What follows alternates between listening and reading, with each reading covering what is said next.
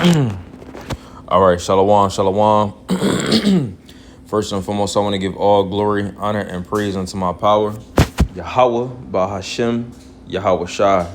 Hey, shalom, all you sincere, the true believers, may y'all, be edified, exhorted, and comforted with this message.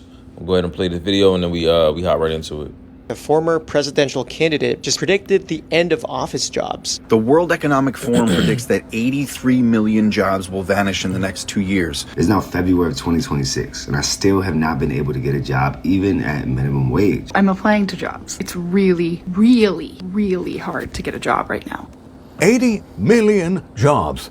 That's what some are predicting could disappear in the next year and a half because of AI. 80 million. And most people haven't even started thinking about what that means for them. Let's look at what tech CEOs are saying about this. Microsoft AI CEO predicts that most, if not all, white-collar tasks will be automated by AI within 18 months. He is basically saying that white-collar jobs are going to start vanishing within 18 months. These are pencil pushers, people who get big money though, executives at big companies. They're all going to be replaced by AI. Mustafa Suleyman, I think that's how you pronounce his name. He is the CEO of Microsoft AI. And again, he claims that AI will reach, quote, human-level performance in white-collar work. And he says it's going to happen big time within 18 months. 18 months is not far away at all. So when I hear things like this, first thing that pop off in my mind is this shit is about to be over, right? It's about to be over. Like, you got to think, at what point when that stuff actually happens, and it's not going to just hit the 18th month mark and then say, oh, okay, all jobs are done. It's going to be things leading up into that. You see what I'm saying? So, when all of that happens, what are people going to do? And if you know biblical prophecy, this is showing you how a 2 Ezra 15, 2 Ezra 16 is going to be in full effect. People are going to be needy. People are going to be running into other people's homes, and for the lack of bread thereof. It is going to be bad times, man. Horrible times for people, right? That's less than 2 years. He predicts that most tasks in the field can be automated within the next 12 to 18 months. And when you say white-collar worker, think about it. Blue-collar work really can't be replaced by AI. You take a plumber, you take a carpenter, a handyman, a car mechanic, they can't be replaced. We're talking about 80% of the workforce being laid off, like losing their jobs. Let that sink in. So, and what this is saying is, right, okay, because even with that plumbing work, electrical work, different things, if you start creating, like, that's what I do, you know what I'm saying? Like, I'm a hybrid, right? So basically, I'm in mid-level management. And then also I do, plumbing, electrical, and different things like that. They are coming for that as well. I guarantee you. So as I'm speaking about these things, I'm going to be affected by it too. Majority of us are. You feel what I'm saying? Hey, but that don't stop nothing. You feel what I'm saying? The fact of the matter is, right, these things have to happen, and we shouldn't be fearful. This shouldn't strike fear in your heart. This should actually be comforting to you to know that we are about to go home, y'all. Right? Listen up, and then we're going to get into the scriptures. Andrew Yang, the former presidential candidate, just predicted the end of office jobs. And if you sit behind a desk and look at a screen all day, he says that you need to take this very seriously. Stick around to the end, and I'll tell you who's the most at risk. Yang just published an essay called The End of Office, and it's probably the most depressing thing I've read all year. Here's his prediction. 20 to 50 million white-collar jobs will be automated away in the next few years. That's 70 million office workers in America. This is what he calls it. His words, not mine. He goes on to say that he spoke with the CEO of a publicly traded company who said that they're going to fire 15% of the workers right now, and then 20% the year after, and 20% the year after that. Here's what Andrew Yang says is coming. Mid-career professionals at the most at risk, especially the mid-level managers, 5 to 10 years out of school, that have become really expensive. College grads and entry-level folks will not be able to find jobs, and pessimism and anger is going to rise to levels that we've never seen before. He believes that the traditional social contract of study hard, go to school, get a job, and live a decent life is going to be vaporized. So who is most vulnerable, you might be wondering? Yang says it's anyone who looks at a screen. Programmers, designers, accountants, lawyers, marketers, data scientists. So his advice is to take precautionary measures, cut your expenses, make a plan, and be adaptable. Yeah, cook, man. So as y'all see, man, this is all biblical prophecy, man. Right? No work for Egypt, and see, man, these people, they don't understand they don't understand, right? They don't understand the fact that you trusting in this government. Okay, well, yeah, AI is gonna happen, but the government's not gonna leave us just high and dry. We're the people. The government don't give a damn about its people, man. Right? Because you have to understand that this is a wicked king. Matter of fact, I was gonna start there, but let's get this right. Sirach chapter 10, and verse 1. A wise judge will instruct his people, and the government of a prudent man is well ordered. As the judge of the people is himself, so are his officers. And what manner of man the ruler of the city is, such are all they that dwell therein. Right? The people are wicked. America is nothing but wickedness. So who did they get that wickedness from? The top echelon, right? The elites, the Esau, right? So ultimately, and since Esau is wicked, he's not moving in wisdom, because ultimately, if you not serving the Heavenly Father, you're moving unwise, right? Verse 3, an unwise king destroyeth his people. Look at what we eating, right? Look at the things that America takes pride in. Destruction, right?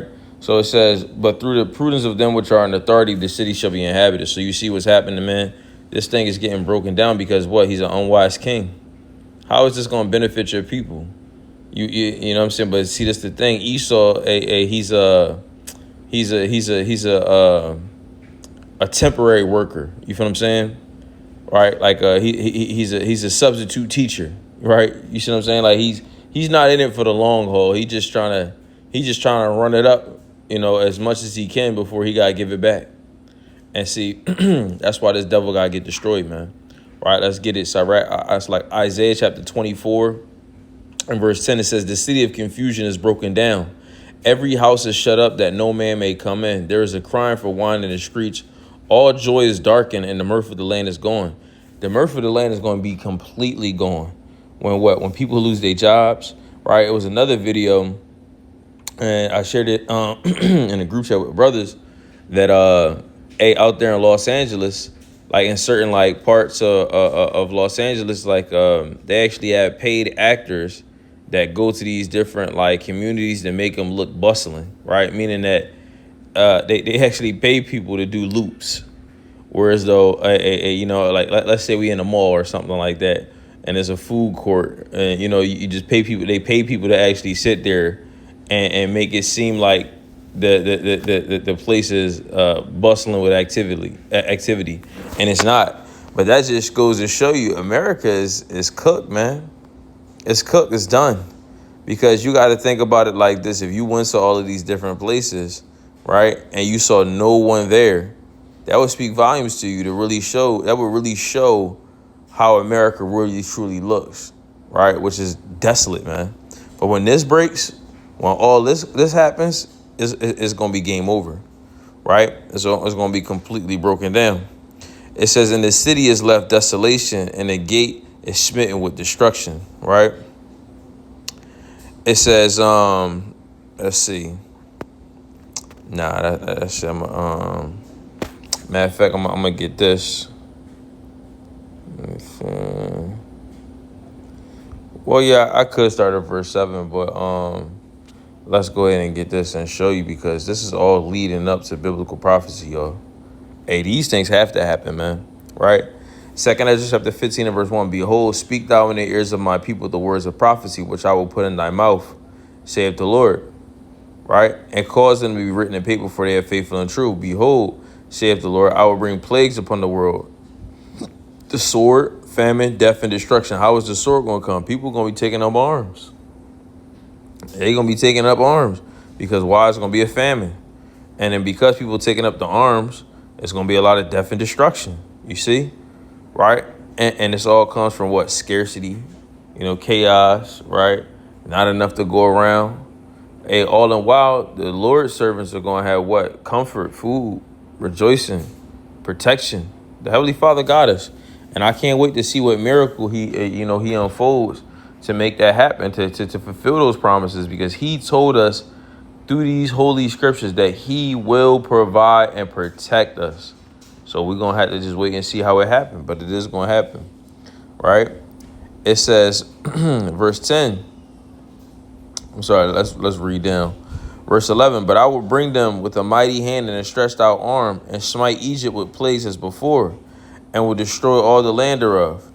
Egypt shall mourn, and the foundation of it shall be smitten with the plagues and punishment that the Heavenly Father shall bring upon it. Absolutely, the Heavenly Father about to smite this place, man, right? The Heavenly Father is about to, do this place in. Beautiful, man, right? Because America's wickedness has been, top tier, man, right? And it's been here for too long, right? 2 Ezra chapter 15, verse 14, it says, woe to the world and them that dwell therein. For the sword and their destruction draweth nigh, and one people shall stand up and fight against another, and swords in their hands. For there shall be sedition among men, and invading one another. And they shall not regard their kings nor princes. The course of their action shall stand in power, in their power. And a man shall desire to go into a city and shall not be able. For because of the pride, and the city shall be troubled. The houses shall be destroyed, and men shall be afraid. Absolutely. You know what I'm saying? You're going to be afraid just trying to hold on to what you got, right? If the Lord ain't with you. And it says, verse 19, it's the point. A man shall have no pity upon his neighbor, but shall destroy their houses with the sword and spoil their goods because of the lack of bread and for great tribulation. Hey, it's going to get real out here, man. And not only that, but then also you have everything that's going on with the with the Iranians bombing American facilities and embassies and things like that, man. Hey, it's about to get bad out here for these people, man. Right? 2 Ezra chapter 16 and verse 18. It says, the beginning of sorrows and great mournings, the beginnings of famine and great death, the beginning of wars. That's what we in. And the power shall stand in fear. The beginning of evils. This is just the beginning, y'all. What shall I do when these evils shall come? We're going to trust in the Lord, right? Check this out. It says, verse 33, the virgins shall mourn, having no bridegrooms. The women shall mourn, having no husbands. Their daughters shall mourn, having no helpers. What's going to happen? A lot of these men going to die in the war, man, right? Eventually, and you hear them talk about it, keep, making, suggestions at it, a military draft, man, right? A lot of these guys that signed up for the military, you know what I'm saying? So that way they can, get some type of financial advancement. Hey, man, you're going to have to pay for that with your life.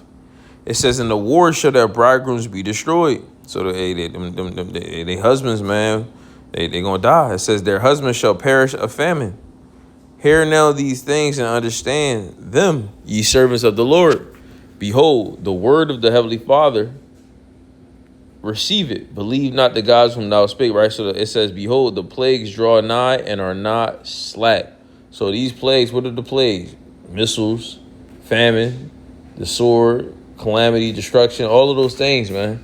Hey, those plagues are coming and they not slacking, right? And I don't ride his eye, it comes sooner, but it looked like the time, like they talking about 18 months, this shit about to get real. You know what I'm saying? No jobs for Egypt. And that goes back into what? Isaiah 19 and 14. Right? It says, the Heavenly Father hath mingled a perverse spirit in the midst thereof, and they have caused Egypt to err in every work thereof, as a drunken man staggereth in his vomit. Neither shall there be any work for Egypt, which the head or tail, branch or rush may do. And that day shall Egypt